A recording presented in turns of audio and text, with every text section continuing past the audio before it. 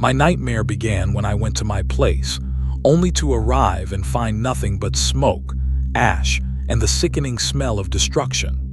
What if the very people meant to uphold the community were the ones you suspected of holding the match? I was standing there, knee-deep in what used to be my life's escape, my little cabin by the lake. It wasn't just wood and nails. It was weekends away from the city noise. It was fishing trips. It was quiet nights under the stars.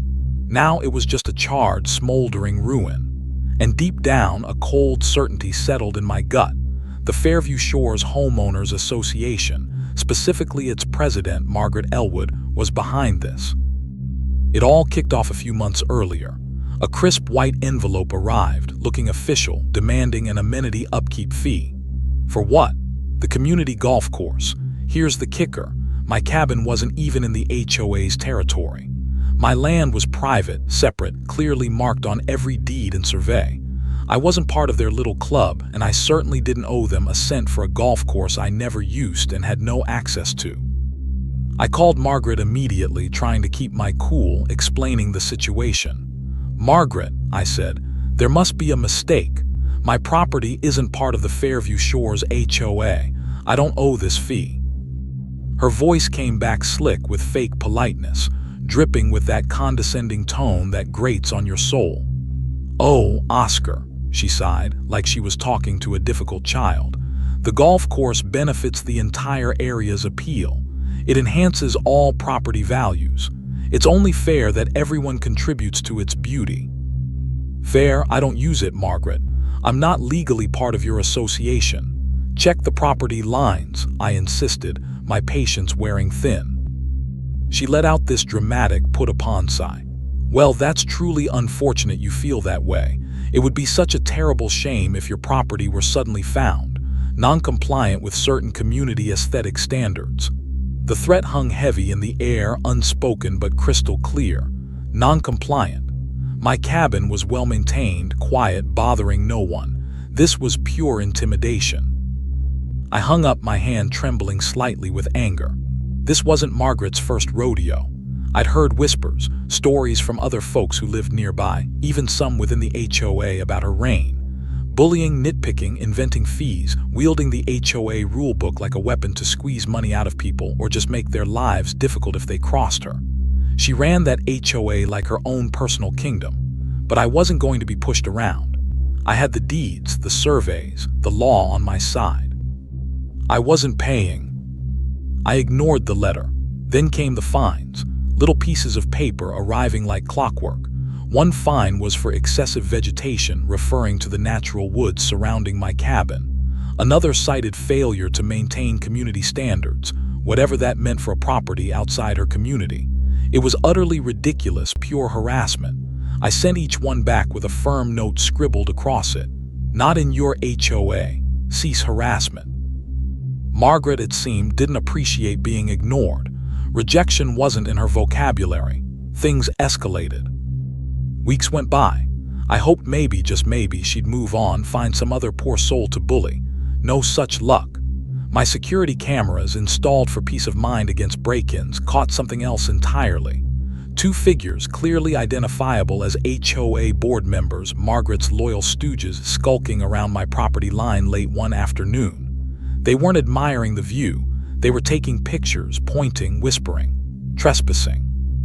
I drove up that weekend, planning to reinforce my no trespassing signs and maybe have another, firmer word. Before I could even do that, I spotted them again near my driveway. I confronted them directly. "What are you doing on my private property?" I demanded. They didn't even try to explain. Like startled cockroaches caught in the light, they just scrambled back towards the HOA-controlled area, muttering something about a boundary check.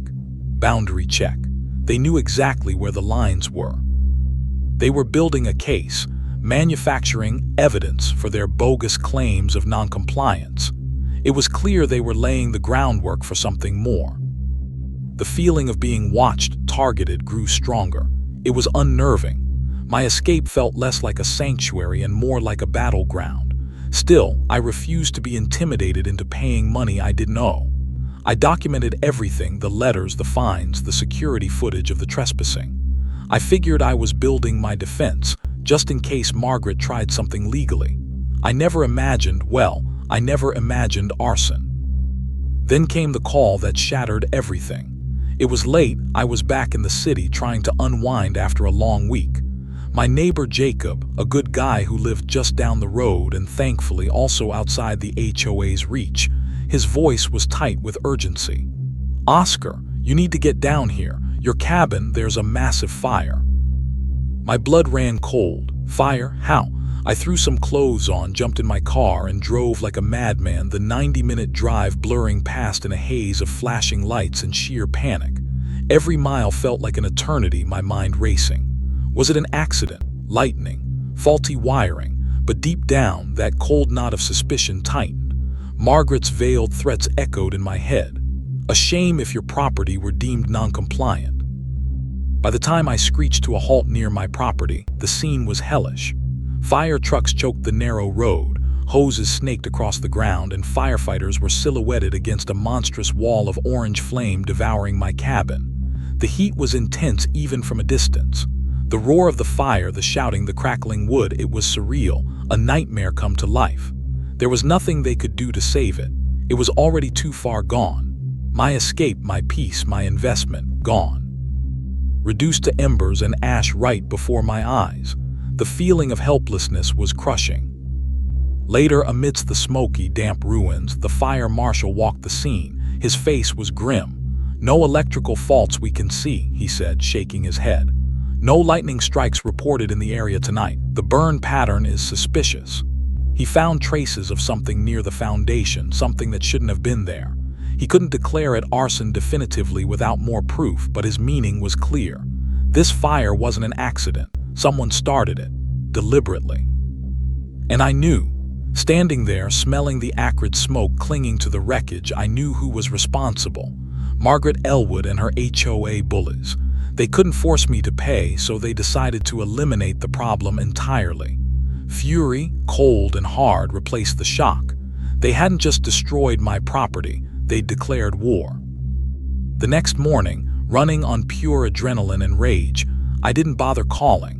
I drove straight to the Fairview Shores HOA office. It was located in a pretentious little clubhouse building right next to their precious golf course. I knew they held their board meetings there on Tuesday mornings. I burst through the door right into the middle of it.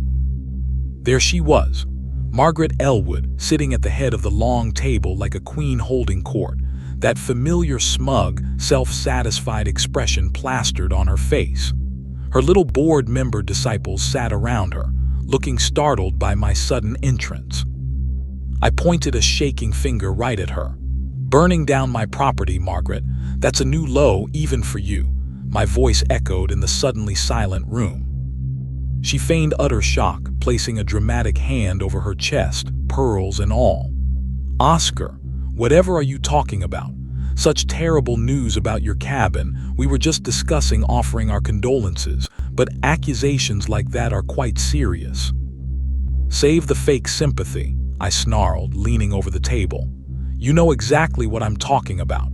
My security cameras caught your little goons snooping around my place just days before the fire. You threatened me. You sent bogus fines. This has your fingerprints all over it." Her smile didn't even flicker. It was chilling. "That's most unfortunate about your cameras," she said smoothly, her eyes like chips of ice. "But trespassing is hardly arson, and if your property, being outside our protective covenants, perhaps became a safety hazard, well, sometimes nature or perhaps unfortunate accidents have a way of resolving such issues." That was it. The sheer audacity, the cold-blooded denial. Right then, I knew just exposing her wouldn't be enough. I wasn't just going to fight back.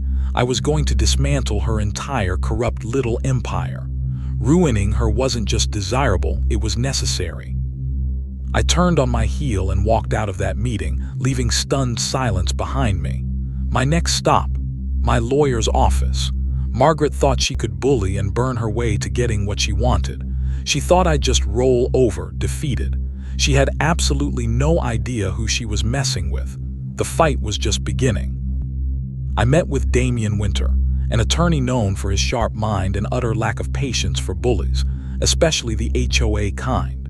His office felt solid, reassuring, filled with the quiet confidence of someone who knew how to fight and win. I laid everything out.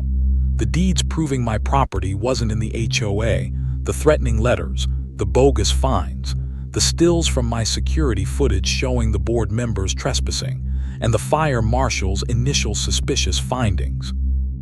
Damien listened intently, his expression unreadable as he sifted through the evidence. Finally, he leaned back, steepling his fingers.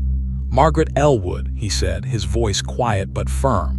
"She's been running Fairview Shores like her personal fiefdom for years, nickel-and-diming residents, bending rules to suit herself. But Arson, that's bold, reckless." "I don't just want damages, Damien," I said, my voice tight. "I want them punished. I want her stopped, permanently." Damien nodded slowly.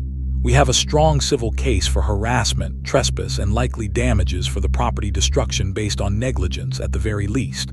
But proving criminal arson directly linked to her, that requires more. The fire marshal suspects it, the timing is suspicious, the prior harassment shows motive. But we need something concrete connecting Margaret or her board directly to the act of setting the fire." He tapped the security footage stills. "This helps. It shows intent to harass. Maybe build a fake case, but it doesn't show them lighting the match." He was right. We needed a smoking gun, and I had an idea where to find it. If anyone knew the dirty secrets of the Fairview Shores HOA, it was my neighbor Jacob. He'd had his own run-ins with Margaret over the years, ridiculous demands about paint colors, mailbox styles, you name it. He despised her and the HOA's overreach as much as I did. If there was dirt to be dug, Jacob would have a shovel ready. I drove straight to his place. What secrets might Jacob hold? Could he provide the missing piece we needed to truly bring Margaret down? Let me know if you want to hear what happened next. Jacob greeted me at his door, his usual easygoing expression replaced with a grim understanding. "Figured I'd be seeing you, Oscar. Heard about the cabin. Awful business." He didn't need to ask if I suspected the HOA. The history between him and Margaret spoke volumes.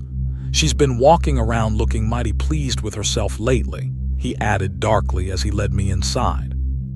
His living room was a controlled chaos of paperwork, local maps, and articles pinned to a corkboard.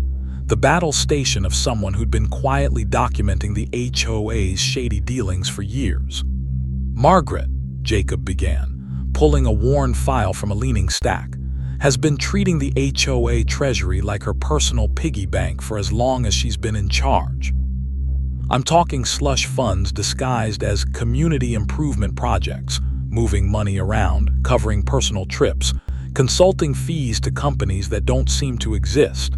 He spread bank statements and copies of invoices across his coffee table. "I've been keeping track, waiting for the right moment." My pulse quickened. This was exactly the kind of leverage Damien needed. Financial misconduct could open up a whole new front in the legal battle. "Damien, my lawyer, is going to love this," I breathed, looking through the damning evidence. "That's not all," Jacob said, leaning in conspiratorially. "I have a buddy down at the fire department. Unofficially, mind you, he mentioned they found traces of an accelerant near the foundation of your place. Kerosene, likely." My jaw tightened. Kerosene doesn't just appear. "So you think she actually paid someone too?" Jacob scoffed. "Margaret, with her ego and need for control, I wouldn't put anything past her, and I might just be able to prove it." He reached into a drawer and pulled out a small, unlabeled USB drive. He looked around cautiously before continuing.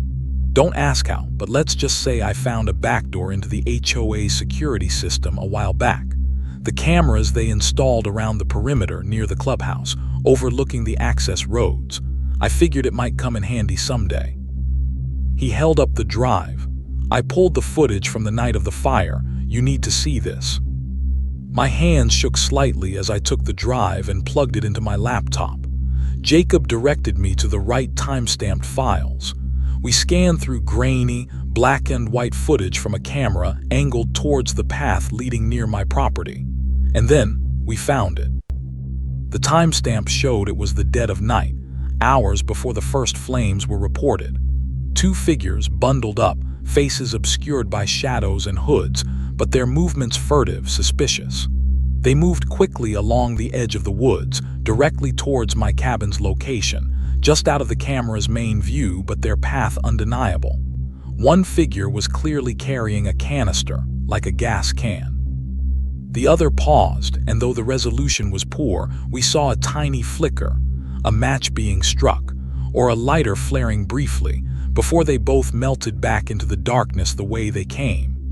Minutes later, a faint, ominous glow began to build just off-screen in the direction they'd headed. I slammed my fist on the table. That's it, that's the proof. It wasn't crystal clear footage of them lighting the fire at the cabin itself, but it showed them heading there with materials, intent clear as day, right before it started. Combined with the accelerant finding, the trespassing, the threats, it painted an undeniable picture. Jacob gave a grim, satisfied nod. Time to burn her world down, Oscar. That evening, Damien's office felt electric. I laid out Jacob's financial documents and played the security footage. Damien leaned forward, his eyes sharp, practically vibrating with focused intensity. "This," he declared, pointing at the screen, "changes everything. This isn't just about civil liability for property destruction anymore. This is conspiracy. This is arson." With this footage, the fire marshal's report, Jacob's financial records showing motive and means through misused funds. We have enough to trigger a full-blown criminal investigation alongside our civil suit. A cold, hard smile finally touched my lips. Let's make sure Margaret Elwood never holds a position of power over anyone, ever again. Damien wasted no time. Copies of the new evidence, the footage, Jacob's detailed financial tracking, my previous documentation, were immediately dispatched to the district attorney's office, the state police, the fire marshal, and even the state agency overseeing HOAs. Then he filed the civil suit. It demanded full compensation for my destroyed cabin, punitive damages for the harassment and intentional destruction, and something more audacious, something aimed right at Margaret's heart. Given the evidence that Margaret has been using HOA funds illegally for years, Damien explained, tapping the filed document, we're arguing that the HOA's assets were acquired and maintained through fraudulent means. That means everything under the HOA's name, including that massively overpriced golf course she was trying to extort you for, is potentially forfeit. We're not just suing for damages. We're laying claim to their assets to cover those damages and recoup the money stolen from residents over the years. I raised an eyebrow, the scale of it sinking in. You're telling me I could actually end up owning their golf course? Damien allowed himself a thin smirk. If we play this right, Oscar, you'll own the ground she walks on. The lawsuit detonated in Fairview Shores like a bomb. When news broke, coupled with whispers of the evidence submitted to the DA, panic rippled through the community. Margaret initially tried her usual bluster, issuing a statement calling the lawsuit a baseless and malicious attack by a disgruntled individual. She tried to reassure the HOA members that it was all nonsense. But her bravado evaporated quickly. Within days, sheriff's deputies arrived at the HOA clubhouse with warrants. Not just for records, but for computers, files, everything. I made sure I was there, standing across the street, arms crossed, watching them carry box after box of evidence out of Margaret's precious clubhouse. She emerged at one point, her face pale and drawn, the usual arrogance replaced by a barely concealed tremor of fear. Her eyes locked onto mine across the street. She stalked over, her voice a low, venomous hiss. "You think this stunt will ruin me? You think you can destroy everything I've built?" I met her gaze, unflinching, letting the cold fury I felt show. "I don't think, Margaret," I said calmly. "I know." For a split second, her mask of composure cracked. Raw fear flashed in her eyes before she spun around and stormed back towards the clubhouse, nearly tripping over her own feet. Damien came up beside me, watching the controlled chaos unfold. "The auditors are going through the seized records now," he murmured. "Once they confirm Jacob's findings and likely uncover even more, We'll have enough to push for full asset forfeiture in the civil case, alongside whatever the DA decides criminally. I took a deep breath, feeling a sliver of the immense weight on my shoulders begin to lift. Good, I said. Let's make sure no one else ever has to go through this. The weeks that followed were a blur of legal maneuvering, depositions, and mounting evidence. The financial audit was devastating for the HOA. It revealed years of systematic embezzlement, funds funneled into Margaret's personal accounts, inflated contracts awarded to friends, and lavish spending disguised as community expenses. The kerosene purchase was traced back to a prepaid card bought with cash withdrawn from an HOA account Margaret controlled, an account designated for special projects.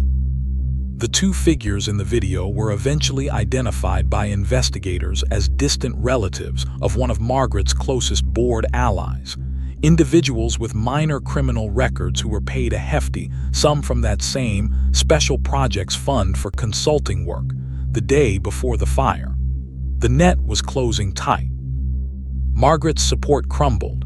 Board members, seeing the writing on the wall, started pointing fingers, trying to distance themselves, offering testimony in exchange for potential leniency.